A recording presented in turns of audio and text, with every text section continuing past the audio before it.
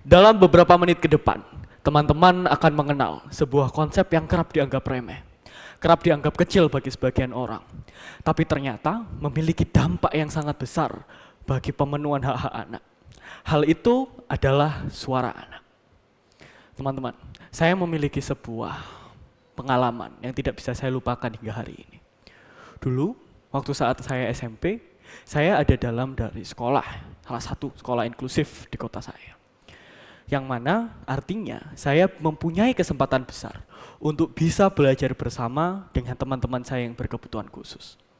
Jadi saya terbiasa jika ada teman-teman saya yang kadang tertidur di kelas atau menerima soal berbeda saat ujian. Dan juga banyak penyesuaian kegiatan belajar mengajar lainnya. Tetapi kami menjalani seluruh kegiatan sekolah kami dengan senang. Mulai dari pusing-pusing saat ujian atau bahkan sekedar senang-senang saja waktu-waktu istirahat. Kami sekali lagi menjalani itu semua seperti tidak ada batasan, teman-teman sekalian. Tetapi seluruh penyesuaian bermakna itu harus terhenti ketika saya ada di bangku SMA.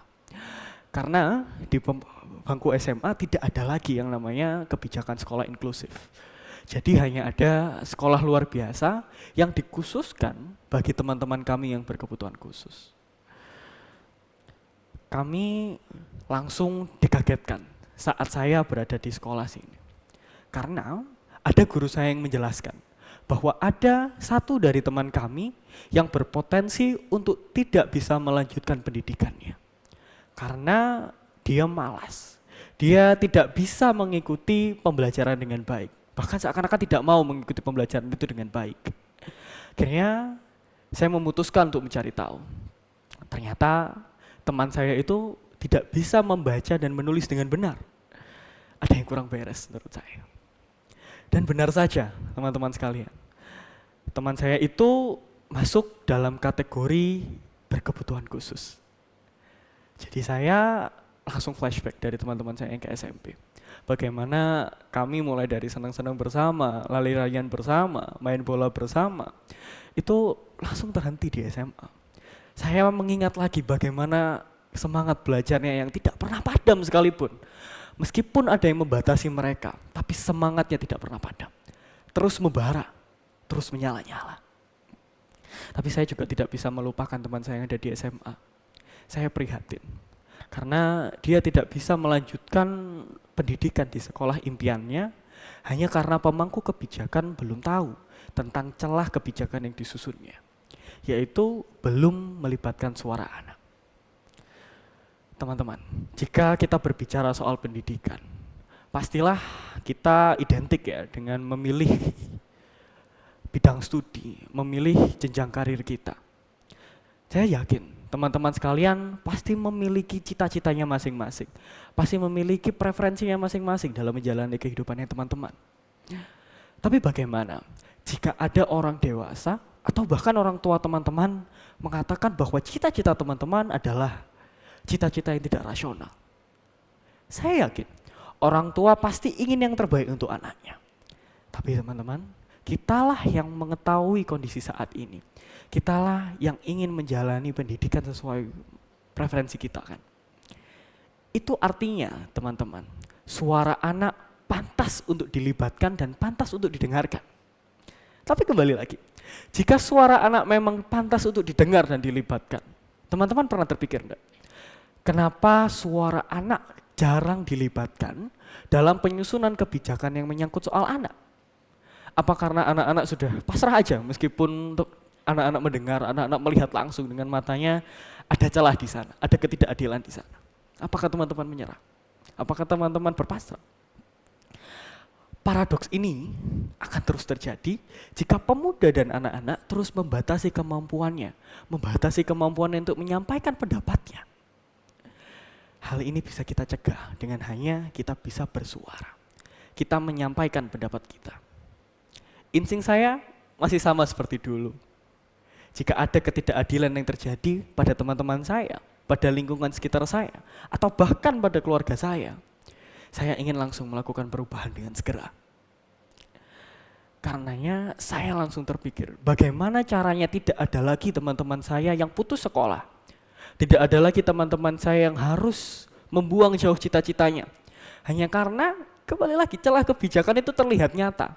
Tapi kita tidak ingin ataupun tidak bisa menambalnya. Saya yakin itu adalah tanggungan yang cukup besar.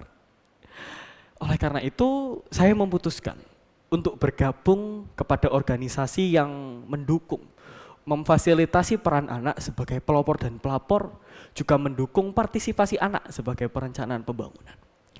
Forum Anak Surabaya. Melalui Musyawarah Rencana Pembangunan Jangka Panjang Daerah Kota Surabaya tahun 2025 sampai dengan tahun 2045. Waktu itu sudah saya 14 tahun, teman-teman. Saya memiliki kesempatan besar untuk menyampaikan langsung kepada Wali Kota Surabaya serta jajaran apa saja yang menjadi keresahan-keresahan anak. Dengan ini, suara anak tidak hanya menjadi celah belaka. Suara anak tidak hanya menjadi potensi untuk menutup lagi. Seluruh anak-anak di kota Surabaya sudah disampaikan apa keresahannya. Di sini kita selalu dilibatkan dalam penyusunan kebijakan. Kepentingan anak-anak sudah menjadi kepentingan yang nomor pertama di sini.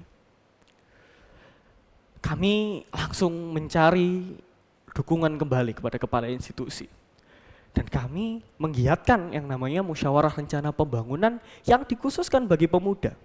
Karena data dari Eureport Indonesia tahun 2020, 95% dari anak-anak, 95% dari pemuda ingin terjun langsung kepada penyusunan kebijakan. Itu artinya hampir dari seluruh teman-teman yang ada di sini itu ingin untuk menyampaikan apa pendapatnya, untuk terlibat langsung dalam penyusunan kebijakan. Tapi belum ada fasilitas yang memadai atau belum ada bagaimana caranya, jalannya ke sana belum ada. Oleh karena itu, Musyawarah Rencana Pemuda yang dikhususkan sekali lagi untuk pemuda yang ingin belajar.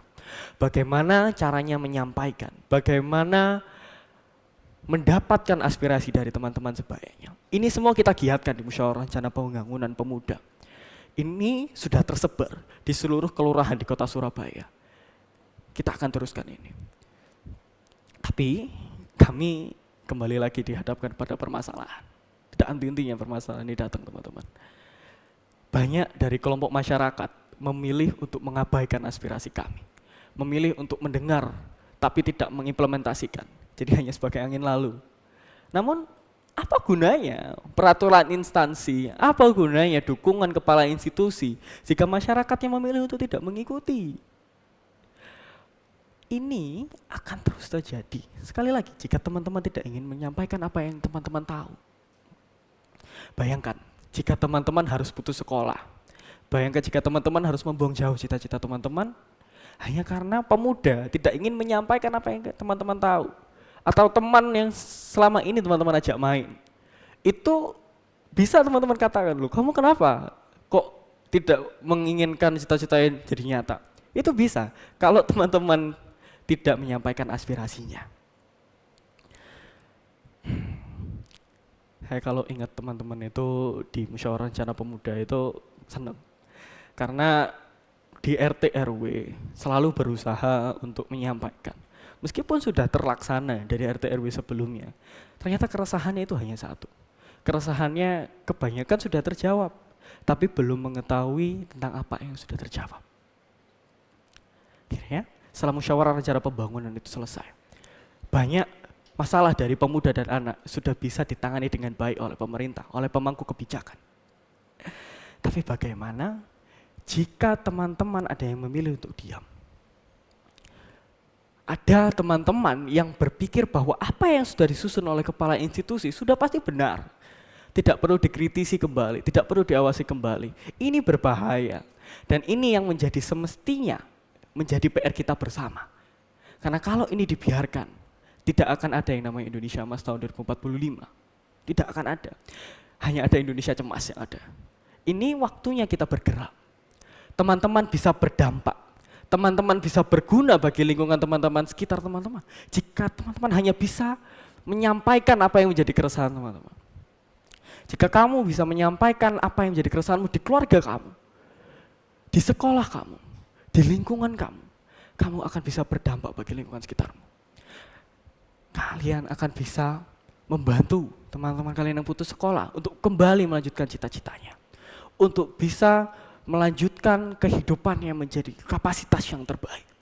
Itu adalah kekuatan, itu adalah superpower yang dimiliki oleh teman-teman. Teman-teman, usia kita yang kecil bukan menjadi halangan kita untuk bersuara, bukan menjadi halangan kita untuk didengarkan.